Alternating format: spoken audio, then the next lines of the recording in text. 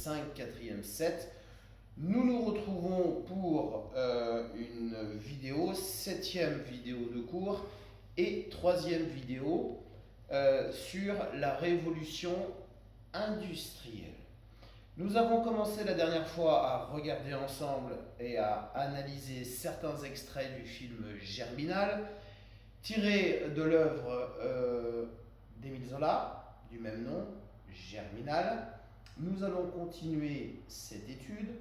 Nous en sommes pour l'instant à l'univers de la mine. Nous avons vu comment se présentait une mine, les différentes parties de la mine, les différents métiers à l'intérieur de la mine, les conditions de travail des mineurs.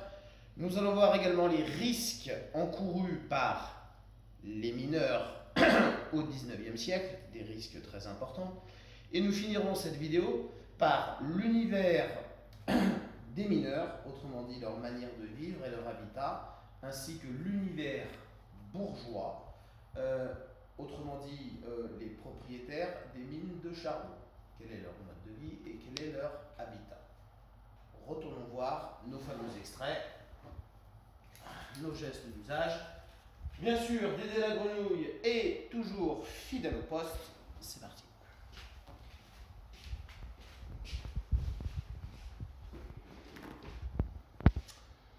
Donc, comme je vous l'ai annoncé, cours numéro 7, vidéo numéro 7, plus précisément, vidéo numéro 3 sur la révolution industrielle, l'étude d'une mine de charbon au XIXe siècle, la partie visible, à l'air libre, la partie souterraine, qui permet d'aller chercher en sous-sol, dans le sous-sol, du charbon de bonne qualité, en très grande quantité, grâce à ces puits, dans lesquels descendent et montent des cages, le système de l'ascenseur actionné par des machines à vapeur, tout un labyrinthe de galeries creusées dans cette couche de charbon, et donc en creusant les galeries, eh bien, cela permet d'extraire du charbon et cela permet de le remonter à la surface pour qu'il soit ensuite transporté dans toutes les usines qui utilisent des machines à vapeur.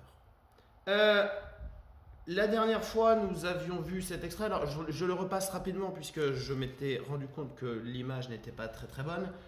Début de la journée, les mineurs, installés dans les petits wagonnets, les berlines, utilisent la cage pour descendre au fond de la mine de charbon et commencer leur journée de travail.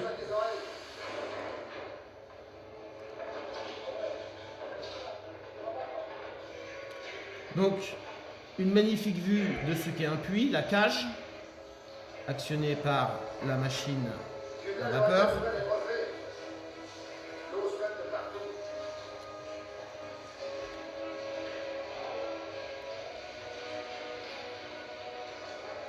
Nous voyons que la descente dure plusieurs minutes, puisque les galeries sont à plusieurs centaines de mètres sous le sol.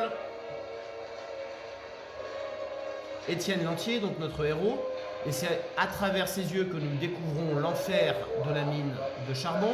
Les mineurs arrivent au fond de la mine et par équipe, ils vont donc aller dans les différentes galeries pour aller chercher le charbon. Extrait suivant. Cette équipe de mineurs, Étienne Lantier et la famille Maheu, qui va prendre Étienne Lantier sous son aile, arrive au bout de leur galerie. Le bout de la galerie, c'est ce qu'on appelle la taille, parce que c'est au bout de la galerie que l'on va tailler dans le charbon pour en décrocher des morceaux. Nous voyons déjà ici un mineur avec sa pioche, en train de casser des morceaux de charbon. Nous voyons ici ces morceaux de charbon. Vous voyez, le charbon.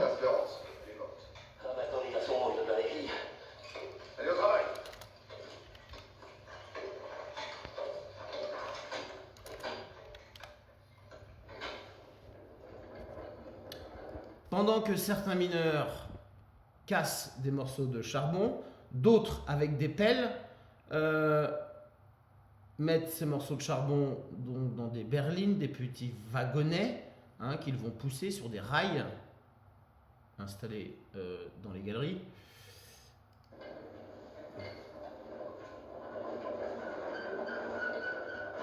Vous voyez, on avait dit que les galeries étaient consolidées par ce qu'on appelle le boisage, des poutres en bois, des planches sur les côtés, sur le plafond de la galerie, pour éviter que la galerie ne s'effondre. On voit ici les rails, les morceaux de charbon. Et ces wagonnets vont être donc accrochés les uns aux autres et vont être tirés par des chevaux de trait qu'on a descendus au fond de la mine. Et tous ces wagonnets vont être amenés au niveau de la cage pour être remontés en surface. Vous voyez ces morceaux de charbon, on attache les berlines les unes aux autres. Extrait suivant, le boisage. Donc le boisage, hein, c'est ces fameuses consolidations, ces poutres, pour éviter que la galerie ne s'effondre. Je vous avais précisé que les mineurs de fond à l'époque étaient seulement payés au nombre de berlines remplies chaque jour. C'est-à-dire que plus ils remplissaient de berlines, de morceaux de charbon, plus ils étaient payés. Donc la paye n'était pas la même tous les jours, forcément. Par contre, le temps passé à boiser, à consolider les galeries, n'était pas payé aux mineurs. C'est pourquoi les mineurs passaient le moins de temps possible à faire ce boisage et à consolider les galeries. Alors évidemment, ils prenaient des risques, mais s'ils le faisaient, c'est parce que justement ce boisage n'était pas payé et ils préféraient remplir les berlines. Du soleil, monsieur l'ingénieur. Mais comment ça, Samy? La roche est en train de se tasser, vous voyez pas? Vous aurez tous la tête broyée, c'est vous qui en supporterez les conséquences, non? Donc l'ingénieur ou le contremaître responsable de la mine est en train de signifier donc aux mineurs que le boisage est mal fait, que la galerie risque de s'effondrer. Alors évidemment sur le fond il a raison, simplement ce qu'il oublie de dire c'est que le boisage n'est pas payé. Compagnie, vous prenez bonsoir aux femmes. Je vous connais, pour 2 berlines de plus le soir, vous donneriez repos. Si on nous payait assez, on boiserait mieux. Il vous reste 1 heure. Mettez-vous au boisage. Il y a un moment, je vous dis. Tout ce que vous allez gagner, c'est qu'on vous paiera le boisage à part et qu'on abaissera le prix de la berline. Et je vous préviens, le chantier à 3 points d'avant. Allez! Donc non seulement les mineurs de fond sont très peu payés pour remplir les berlines de charbon, non seulement le boisage ne leur est pas payé, mais en plus, quand le boisage est mal fait, eh bien toute l'équipe de mineurs de cette galerie va écoper d'une amende, autrement dit une certaine somme d'argent qui va être retirée de leur salaire.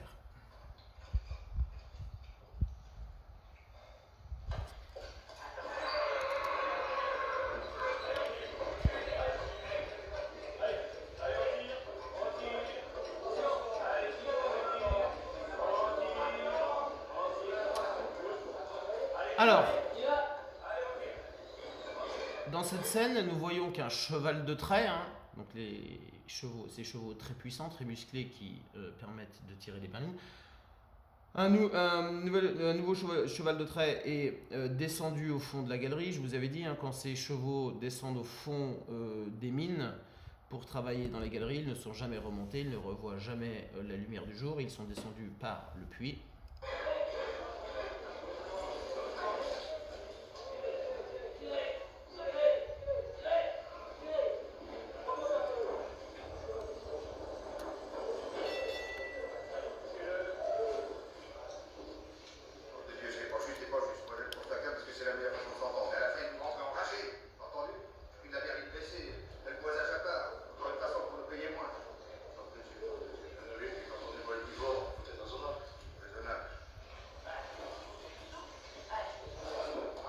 Voilà, donc ce cheval de trait finira sa vie au fond de la mine, dans les galeries, à pousser des berlines.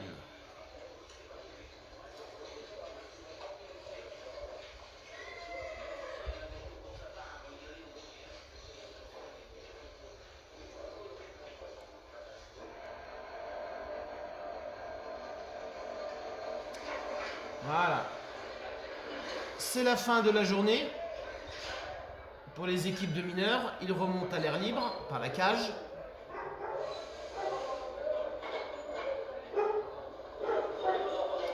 Alors, vous voyez ce que je vous avais dit, hein, à la fin de la journée, ils ont le visage noirci par la poussière de charbon. C'est pourquoi les mineurs de fond, à l'époque, on les appelle les gueules noires, hein, parce qu'ils finissent la journée avec la peau noirci par cette poussière de charbon. Alors ce dépôt de poussière de charbon sur la peau n'est pas très grave. Par contre, ce qui est beaucoup plus grave, c'est que durant toute la journée, dans les galeries, ils respirent cette poussière de charbon, ce qui va créer chez les mineurs énormément de maladies respiratoires. Donc là, ils finissent une journée de 12 ou 15 heures de travail.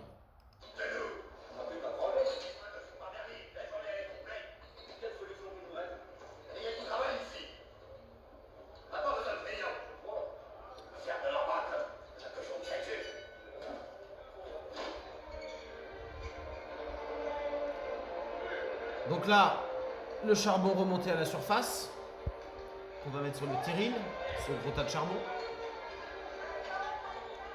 Alors ici, on voit un autre travail à la mine, à l'extérieur de la mine. Certaines femmes sont embauchées pour trier les morceaux de charbon, du plus petit au plus gros. Vous voyez, là, on est en train de tamiser le charbon pour séparer les gros morceaux de charbon des plus petits. L'équipe de mineurs a fini sa dure et longue journée de travail et rentre donc chez elle.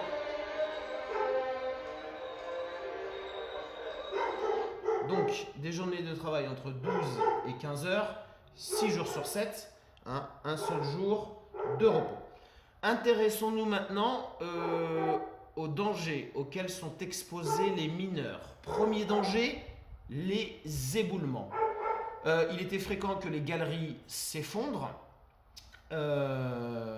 avec le poids de la terre qu'il y a au-dessus. Je rappelle qu'une galerie est à plusieurs centaines de mètres sous le sol, donc il y a une pression qui s'exerce sur la galerie.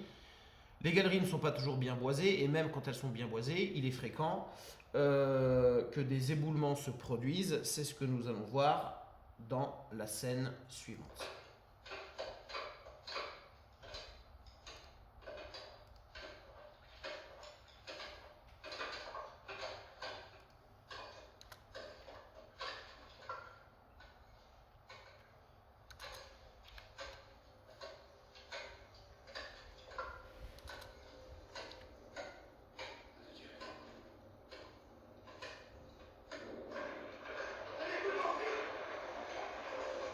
Voilà. Sous la pression des centaines de mètres de terre au-dessus des galeries, eh bien, une galerie s'est effondrée, écrasant littéralement par là même les mineurs qui se trouvaient dessous. Donc un accident très fréquent.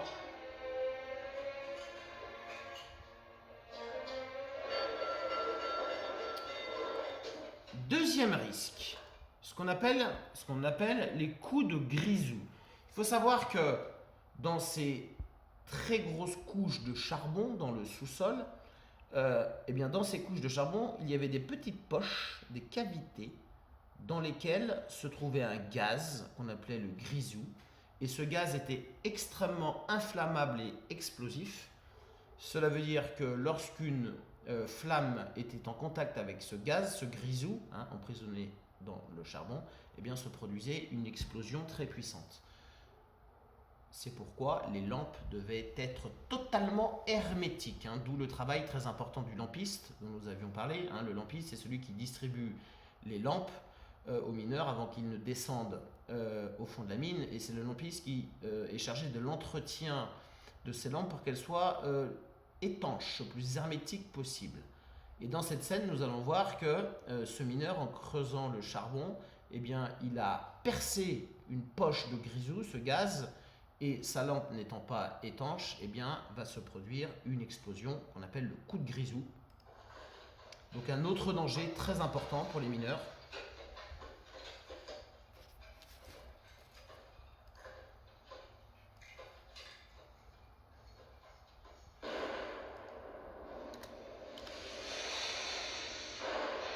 Vous voyez la puissance de l'explosion.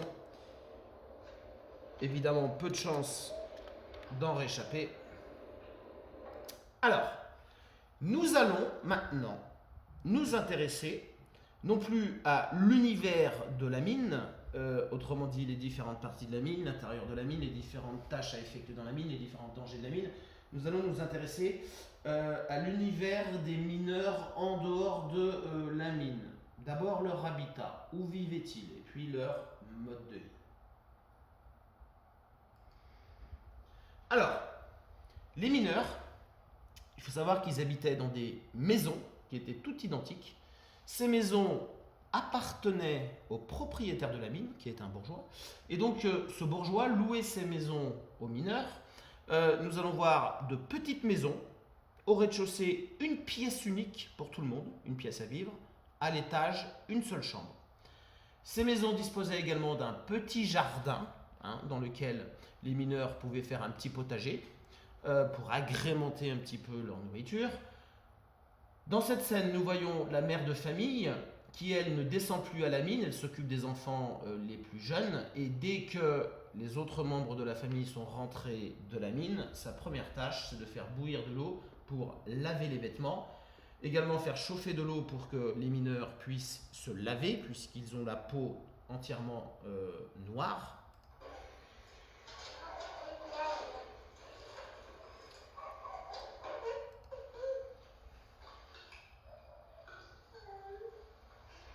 Vous voyez, Maheu.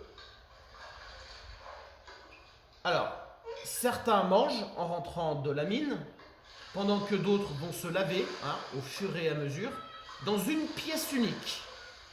Une seule pièce à vivre pour se laver, pour manger, pour se reposer. Cela veut dire qu'il n'y a aucune intimité, tout se fait à la vue de tout le monde.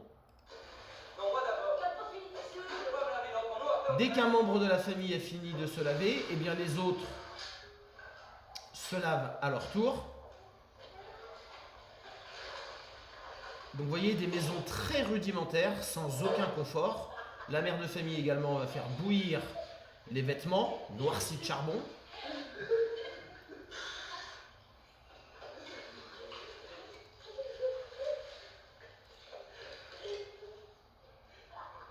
Vous voyez, le père de famille attend son tour pour se laver. En attendant, il a mangé. Il donne à manger à l'enfant le plus jeune de la famille.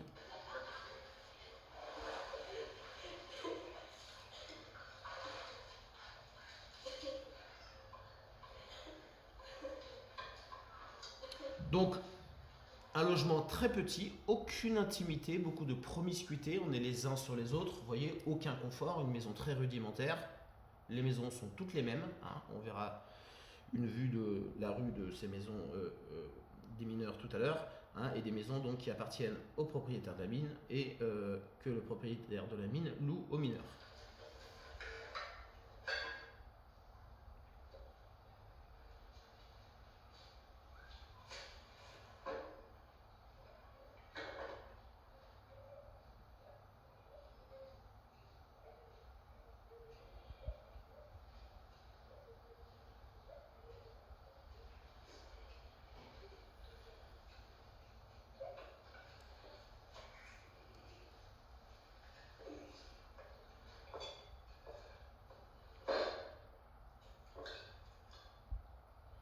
Vous voyez, une nourriture extrêmement rudimentaire, un petit peu de viande, quand ils peuvent en acheter, des légumes, bouillon de légumes, du pain.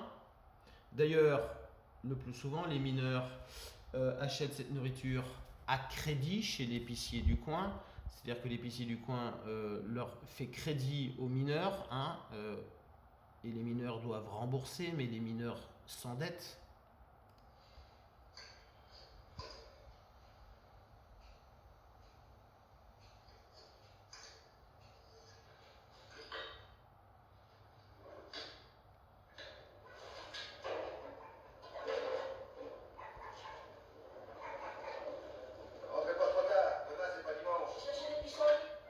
Ne rentrez pas trop tard, demain n'est pas dimanche, je rappelle. Le dimanche étant le seul jour de repos des mineurs, puisqu'ils travaillent 6 jours sur 7.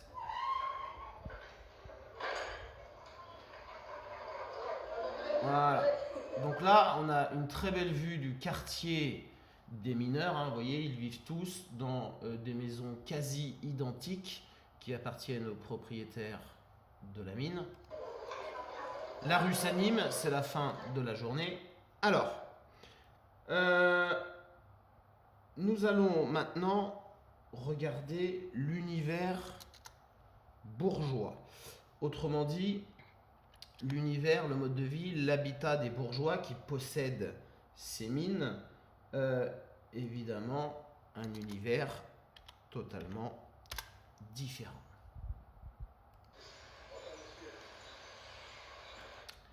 Le propriétaire de la mine.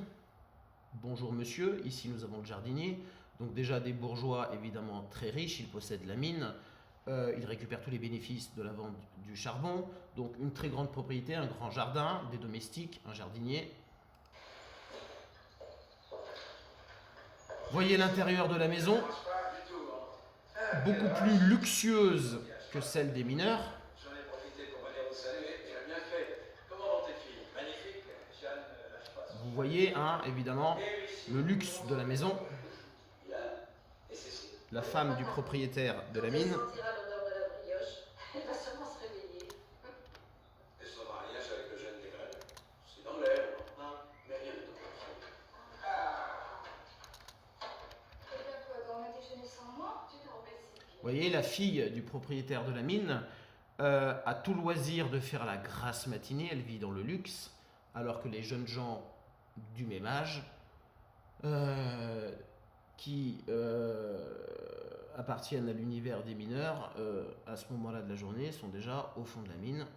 Bonjour, ma belle. Vous voyez, des domestiques, le luxe de la maison. Alors, un autre extrait pour montrer toujours l'univers des bourgeois qui possèdent la mine. Donc là, on va voir la famille du propriétaire de la mine lors d'un repas avec des invités. Vous allez voir le luxe, le faste de ce repas. Vous savez, je voulais vous donner des huîtres. Le lundi, vous savez qu'il y a un arrivage de stand à Marchienne. Je prévoyais d'envoyer la cuisinière avec la voiture. Elle a eu peur de recevoir les pierres. C'était fatal. L'air trop. Alors, nous allons nous arrêter là pour aujourd'hui. Qu'avons-nous fait par rapport à l'étude de Germinal, ce chef-d'œuvre d'Émile Zola, qui, je le rappelle, a une méthode d'écriture basée sur l'enquête. Il a enquêté dans les mines, il est descendu au fond des mines. Alors, c'est un roman, bien sûr, mais un roman très documenté, qui donc peut constituer une source historique. Pour l'instant, nous avons décrit la mine du 19e siècle, ses différentes parties. Nous avons vu les mineurs travailler au fond de la mine, les différentes tâches à effectuer. Nous avons vu leur équipement très sommaire, simplement un casque, des outils rudimentaires, la pioche pour décrocher des morceaux de charbon au bout de la galerie, la taille, des pelles pour remplir les berlines, ces fameux wagonnets qu'on ramène jusqu'à la cage. Des mineurs qui font un travail harassant, je répète, entre 12h et 15h de travail par jour, 6 jours sur 7, à plusieurs centaines de mètres sous la terre, dans une chaleur étouffante, un endroit sombre et un endroit plein de dangers, notamment l'éboulement des galeries, le coup de grisou, et puis également le fait de respirer pendant plus de 12 heures au fond de la mine, cette poussière de charbon presque invisible qui va contaminer petit à petit leurs poumons. Nous avons vu également l'univers des mineurs en dehors de la mine. Nous avons vu leur habitat très rudimentaire. Ils habitent dans de petites maisons, une seule pièce à vivre au rez-de-chaussée pour manger, se laver et se divertir sans aucune intimité. À l'étage, une seule chambre pour que l'ensemble de la famille puisse dormir. Et par opposition, nous avons vu donc l'univers des bourgeois qui possèdent ces mines, évidemment un univers totalement différent, puisque les bourgeois, comme on l'avait dit, sont les grands gagnants de la révolution industrielle. Dans Germinal, la famille bourgeoise que l'on voit possède cette mine, elle est donc extrêmement riche, et nous avons vu donc son habitat très luxueux. Il nous restera une dernière partie à étudier, la fin de Germinal, à savoir le conflit social. Nous verrons que les mineurs, à un moment donné, décident de se mettre en grève parce qu'ils n'en peuvent plus d'être aussi mal payés. Donc nous allons voir comment se déroulait une grève au 19e siècle. Nous allons voir que les conflits sociaux étaient extrêmement durs et nous allons voir malheureusement que ce conflit social va se terminer de manière dramatique. Mes chers élèves de 4e 3, 4e 5, 4e 7, je vous souhaite une bonne soirée. Je répète, c'est très important, prenez soin de vous, prenez soin de vos proches, pensons au personnel soignant qui est au front. Dédé la grenouille est toujours là, fidèle au poste. À bientôt.